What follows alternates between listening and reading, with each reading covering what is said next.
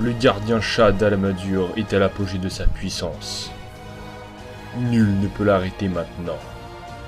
Il est comme manipulé par le pouvoir de Pyrodès, et son envie de destruction de l'humanité croît de jour en jour. Les humains ne peuvent faire face à cette calamité. Ils vont devoir se préparer à vivre les heures les plus sombres qu'ils n'aient jamais connues. Seul un miracle pourrait sauver l'humanité de son extinction face au Dalamadur, possédé par le pouvoir de Pyrodès.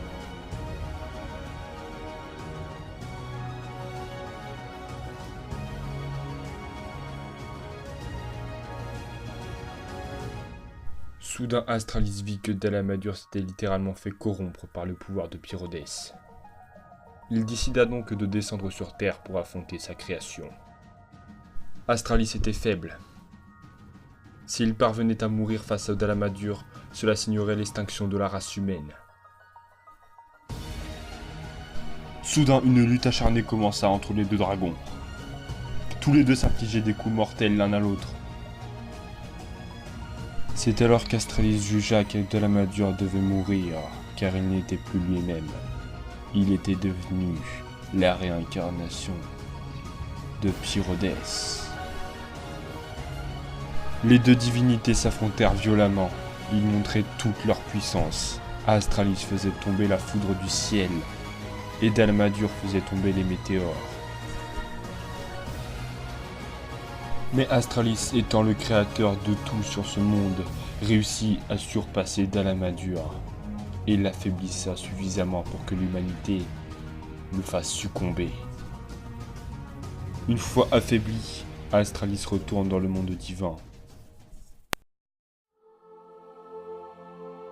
La cellule de crise de Dundorma est à son apogée.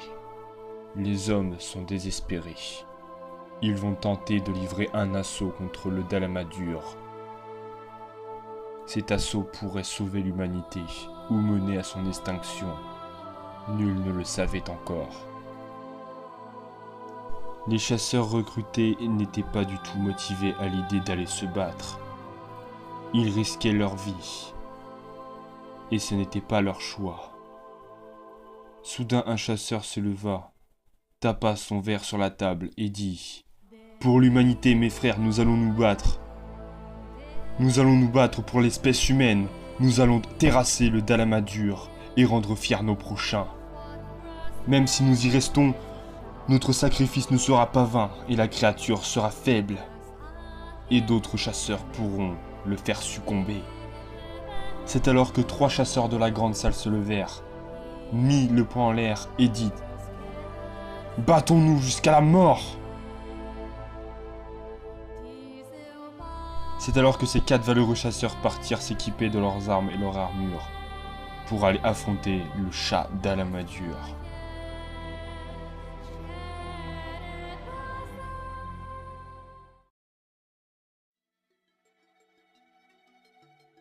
Les 4 valeureux chasseurs arrivent aux montagnes aux 1000 lames.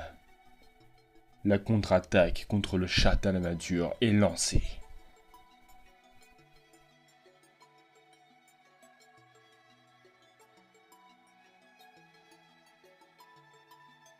Les 4 valeureux chasseurs se sont mis d'accord sur une stratégie pour faire chuter le monstre et lui briser le crâne.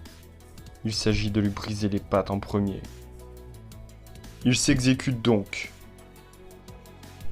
La stratégie est un succès. Le monstre tomba par terre. Mais il se débatta. Un des chasseurs se décida à livrer l'assaut ultime. Il brisa le crâne.